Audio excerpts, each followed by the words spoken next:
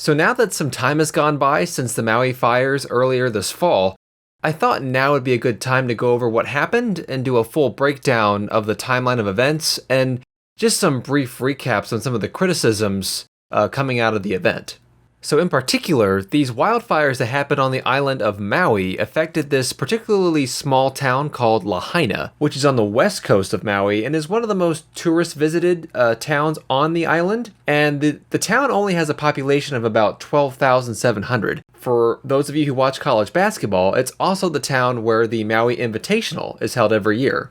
Now, I want to go ahead and point out, because it'll be important later, that because of the mountains on Maui, there's only two roads that go in and out of the town. There's Route 30, and then there's the Lahaina Bypass.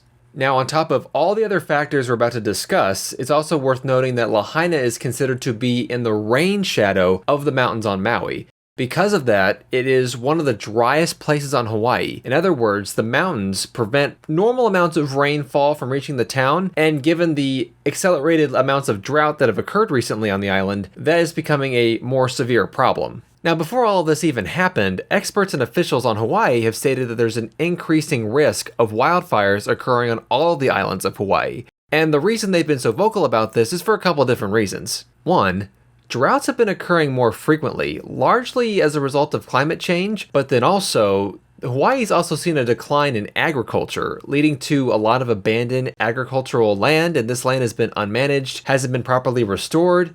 And so what's happened is that a lot of highly flammable, invasive, non-native grasses have taken over this unmanaged land, which has dramatically increased the wildfire risk in and around Hawaii. And the agricultural problem is kind of twofold. One, you have these non-native grasses that are highly flammable, but then two, you also have people not actively managing the land.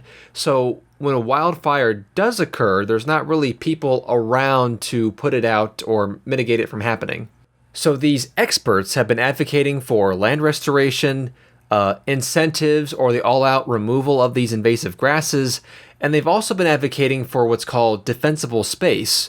This is a policy that's already instituted in most places that are at risk of wildfires, and all defensible space is that you have a certain amount of space around a structure that protects it from wildfires, and you also have landscaping like trees or whatnot that also protect, blocks out the wind from reaching the structure and blowing the fire into the structure. And apparently Hawaii doesn't have a policy like that right now on the books in its building code.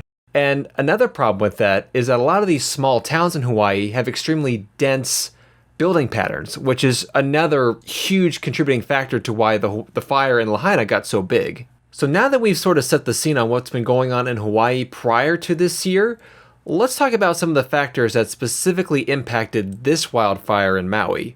And right off the bat, the biggest factor was that Lahaina and the surrounding area was in a severe drought, and the satellite imagery just makes that painfully obvious just from earlier this year. And on top of that, in early August, you had Hurricane Dora moving in the south across the Pacific Ocean. Now, it was still pretty far away, but cyclones are areas of low pressure, and north of Hawaii was an area of high pressure that created dry, sunny conditions.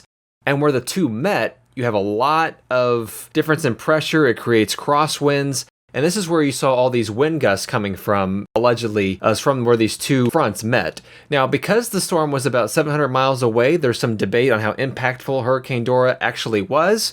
But nonetheless, there were significant winds, up to 70 miles per hour, moving across Lahaina and the island of Maui throughout early August. And the biggest impact these winds had on the island of Maui is that Hawaii's electric utility was having poles go down left and right, utility poles. I think what I read was that upwards of 30 or more were blown down before this fire occurred that caused Lahaina to burn down. And as a result, there were actually several brush fires that were started, some as close as right next to the airport, preventing flights from taking off.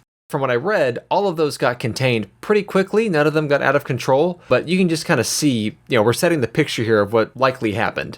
So, on August 8th, 2023, from what we know right now, in the early hours of that day, there was wind gusts upwards of 80 miles per hour, and these winds snapped a telephone pole across Lahaina Luna Road. And when that happened, a small brush fire started around where the utility pole snapped. And officials actually very quickly got to the fire, put it out, No problem. Now, it still took officials about 3 hours to get the fire put out, so they still issued evacuations for people in the small immediate surrounding area. And then as of 9 a.m. on that day, they said they had the fire contained. Now, what is meant by contained? I don't know what that means. Is the fire put out? Is the fire under control?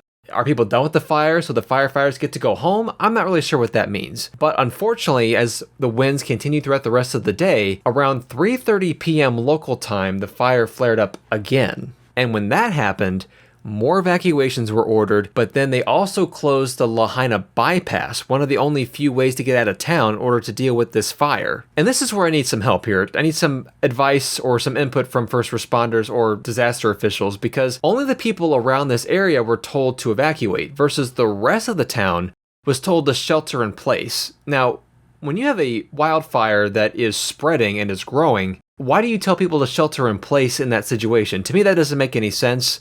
I would think if a fire was spreading, you would want people to get out. The only thing I can think of is that they just didn't want people to panic. Now, when this fire flared up, this is on the northeast part of Lahaina. There's a lot of very dense residential wood-framed construction, and by the time firefighters had gotten to put this out, it was already sort of too late. Now, when I say too late, I mean they could have gotten there in several minutes. I don't know. But because of the winds that day and how intense the fire was growing, how fast it was moving, that still wasn't enough time to get it there and put it out. And by the time the fire department got to this, where the fire had flared up again, residential homes were already burning. And enough homes burned to where pipes, the water pipes inside the house had bursted, causing the water system to leak. And that resulted in a loss of pressure in the fire hydrants. And so firefighters really didn't have an effective way to put out the fire or get it under control. Now, only an hour after this brush fire had reported to flare up again and gotten to these homes, it crossed Route 30 into the main part of town. Now, before I continue with the rest of the timeline, I want to pause here and just give another bit of context in that, according to the reports that I've read, because of how many utility poles were down that day because of the winds, most of Lahaina was without power. So as this wildfire continued to grow and spread, there really was no effective way to use either social media, television alerts, to notify people what was going on.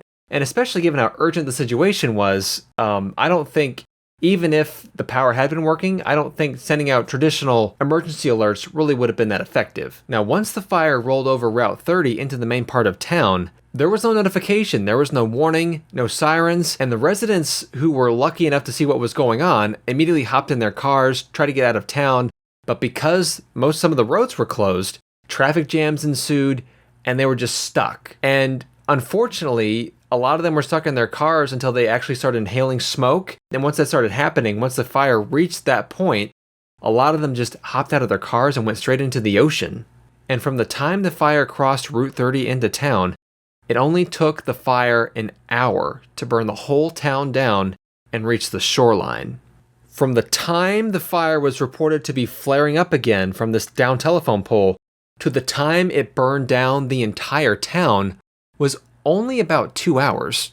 And most people weren't aware that something was going on until they started breathing in smoke from the actual fire being at their house or seeing the flames. And one of the criticisms that's come out of this is the fact that the emergency siren system wasn't used, and supposedly Hawaii is one of the most advanced outdoor siren systems in the US, but there was criticism over it not being used. Now, from what I read, alarm system that they have is primarily only on the coastline, and this is coming from the press conference by the emergency official guy.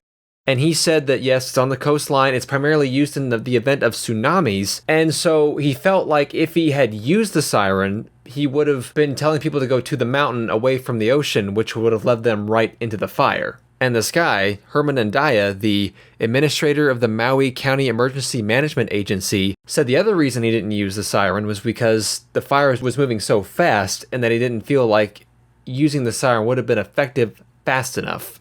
And then he also alluded to the fact that in the Hawaii's official emergency disaster response procedure, there was something in there about wildfire not being an approved use for the sirens. And all I can figure out about that was that it's some sort of technicality, it's highly debated, something I'm not going to discuss in this video, but something that's worthy and worth noting about this disaster. Now, this Andaya guy, the day after he gave his press conference, he actually resigned, citing health reasons. But I think that was kind of premature just because I do see some validity in his claim that if people are trained to hear the siren and run to the mountains because a tsunami is coming, I can see some validity of, people hearing the siren, jumping in their car and running and driving to the mountains without looking up and not realizing there's a fire happening until it's too late. And if that's historically been standard procedure, I genuinely buy that. However, given that most of the power was out throughout that area during the day, you had no other way to notify people what was going on. Cell phone alerts, email alerts, television alerts, those were all ineffective. And the only way you could have told people what was going on was by issuing these sirens. And I trust that most people would have heard the siren and either looked out the window, looked outside, or saw their neighbors reacting to the fire and made a reaction plan themselves. I trust that's what most people would have done instead of blindly hopping in their car and running to the mountains. But to be honest, this really shouldn't have gotten to this point. Hawaii should have been more serious about wildfire prevention, getting rid of these non-native grasses, land restoration, public awareness campaigns about the droughts, any number of those things they could have done to prevent this. And more than that, especially when you have a such densely built town like Lahaina, why wasn't there some sort of fire prevention done around the town? You don't need to build a wall, but you could at least have created a buffer zone, a space of maybe 100 yards or less, maybe even as little as 30 feet, of an area around the town that's just bare space. There's no vegetation, there's no buildings, no vegetation, no way for the fire to get to the town. I mean, that's just the traditional tactic that the wildfire firefighters use to contain wildfires. That to me is something that at the basic level could have been done to prevent the wildfire.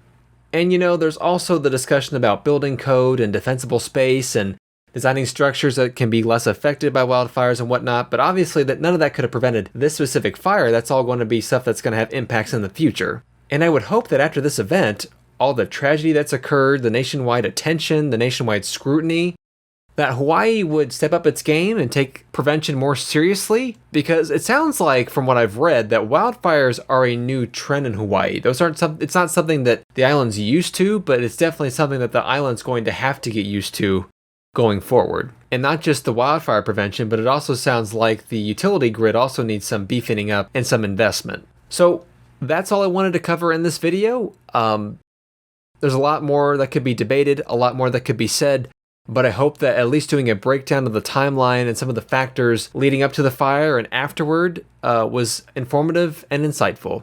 So I hope this was an interesting elaboration on this topic. Thank you for watching.